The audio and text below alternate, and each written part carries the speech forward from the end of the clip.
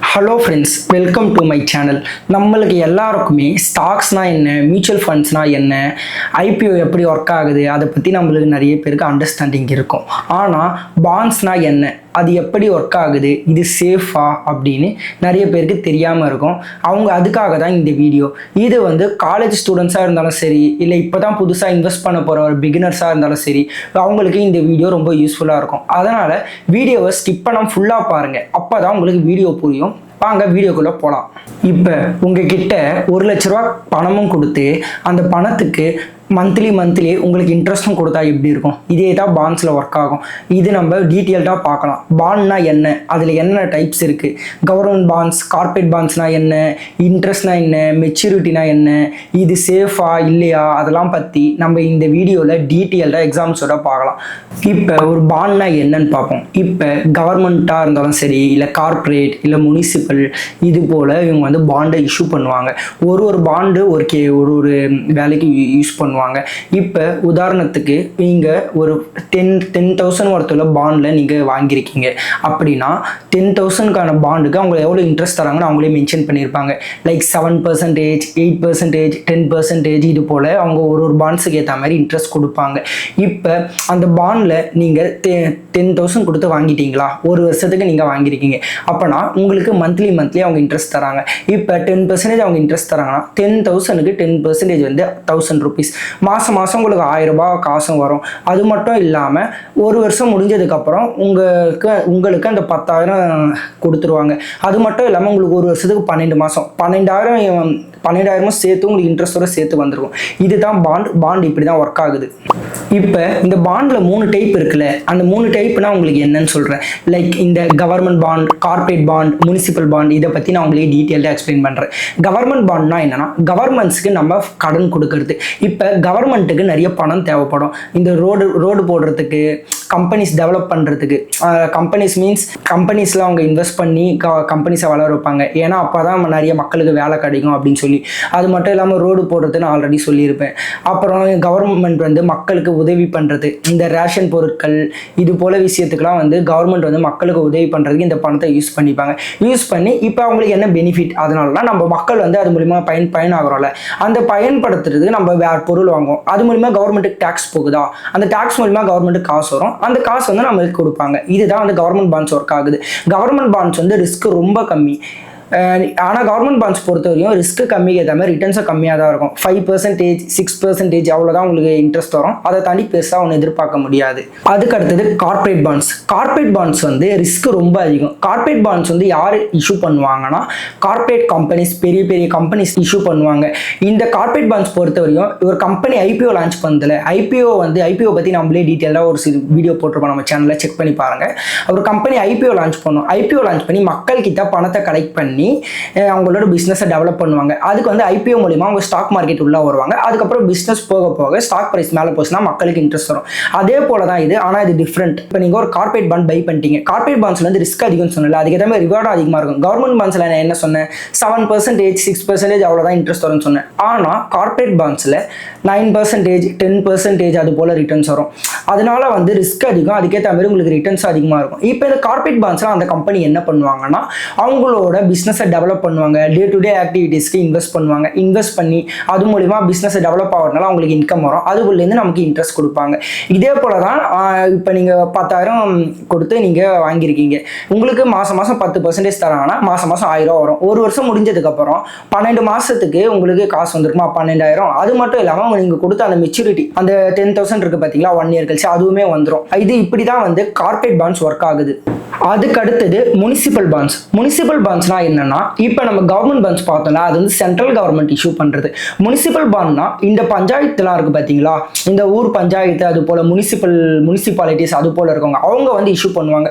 அவங்க எதுக்காக இஷ்யூ பண்ணுவாங்கன்னா, ரோடு போடுறதுக்கும், அந்த ஊரை ஒரு டெவலப் பண்ணுறதுக்கும், இந்த குப்பைங்க அதெல்லாம் இருக்குது பார்த்தீங்களா, அதெல்லாம் கிளியர் பண்ணுறதுக்கும் அதுக்காக இன்வெஸ்ட் பண்ணுவாங்க.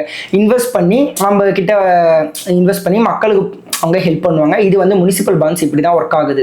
why should invest in bond? அதாவது நீங்கள் ஒரு பாண்டில் எதனால் இன்வெஸ்ட் பண்ணணும் அதை பற்றி நம்ம பார்க்கலாம். பாண்டில் வந்து முக்கியமாக நான் எதனால் இன்வெஸ்ட் பண்ணுறோன்னா, இது வந்து ஸ்டாக்ஸை கம்பேர் பண்ணால் ரிஸ்க் ரொம்ப கம்மி, அதனால் வந்து இது உங்களுக்கு யூஸ்ஃபுல்லாகும். அதே போல் இவங்களுக்கு வந்து மந்த்லி ஒரு இன்கம் கிடைக்கும் இன்ட்ரெஸ்ட் மூலிமா. இப்போ நீங்கள் 10,000 கொடுத்துருக்கீங்கன்னா மாதம் உங்களுக்கு 10% கணக்கு வச்சிங்கன்னா 1000 ரூபா வரும். இப்போ உங்களுக்கு 10% வந்து 1000 ரூபாங்கிறது கம்மியாக தெரியும். இதே நீங்கள் 10 lakh இன்வெஸ்ட் பண்ணியிருந்தீங்கன்னா அதில் 10% உங்களுக்கு 1 லட்ச ரூபா. 1 லட்ச ரூபா மாதம் உங்களுக்கு வந்து, அது மட்டும் இல்லாமல் மொத்தமாக உங்களுக்கு மெச்சூரிட்டி டேட் ஆனதுக்கப்புறம் மொத்தமாக கை கேஷ் வந்து எப்படி இருக்கும், அதே தான் இந்த பாண்ட்ஸ் இருக்குது. அதனால் வந்து இது வந்து ஒரு ஸ்டெடி இன்கம் இருக்கும். அதுக்கப்புறம் பாண்ட் வந்து ஒரு டைப் ஆஃப் போர்ட்ஃபோலியோ டைவர்சிஃபிகேஷன் தான். இப்போ நம்மளோட போர்ட்ஃபோலியோவில் நம்ம என்னென்ன வச்சுருப்போம், equity, commodity, land, silver, gold, இது எல்லாமே நம்ம இன்வெஸ்ட் பண்ணியிருப்போம். இது வந்து இப்போ இந்த ஈக்விட்டிலாம் எடுத்திங்கன்னா சம ரிஸ்க்கு. இது வந்து நமக்கு எப்படி மேலே போகும், எப்படி கீழே இறங்கும்னு தெரியாது. இந்த வந்து நம்ம டைவர்சிஃபை பண்ணுறதுக்காக, இதை நம்ம பேலன்ஸ் பண்ணுறதுக்காக பாண்ட்ஸை பை பண்ணலாம். இப்போ உங்களுக்கு ஈக்விட்டி ஒரே நாளில் 20% 30% கிராஷ் ஆனாலுமே லாங் டேர்மில் உங்களுக்கு ப்ராஃபிட் வரும். ஆனால் பாண்ட் வந்து உங்களுக்கு மாதம் உங்களுக்கு ஸ்டெடி இன்கம் தருதில்ல, அதனால் அது வந்து உங்களுக்கு யூஸ் ஆகும். அதனால் வந்து நீங்கள் பாண்டில் இன்வெஸ்ட் பண்ணால் இது ஒரு type of portfolio diversification.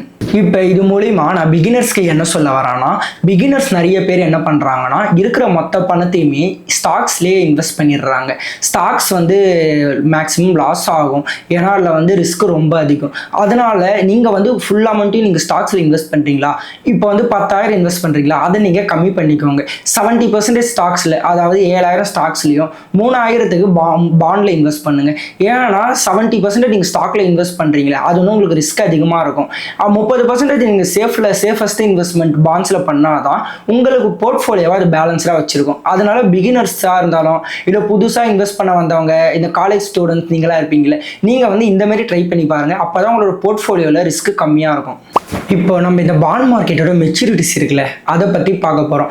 Bond மார்க்கெட்டோட மெச்சூரிட்டிஸ் எடுத்திங்கன்னா short term, medium term, long term, மொத்தம் 3 இருக்குது. ஷார்ட் டேர்மில் எடுத்துக்கிட்டிங்கன்னா உங்களுக்கு less than 3 years, லைக் இந்த 1 year, 6 months, 2 years பாண்ட்ஸ் எல்லாம் நீங்கள் பை பண்ணுறீங்கன்னா 3 yearsக்குள்ளே இதை வந்து ஷார்ட் டேர்மில் கன்சிடர் பண்ணிப்பாங்க.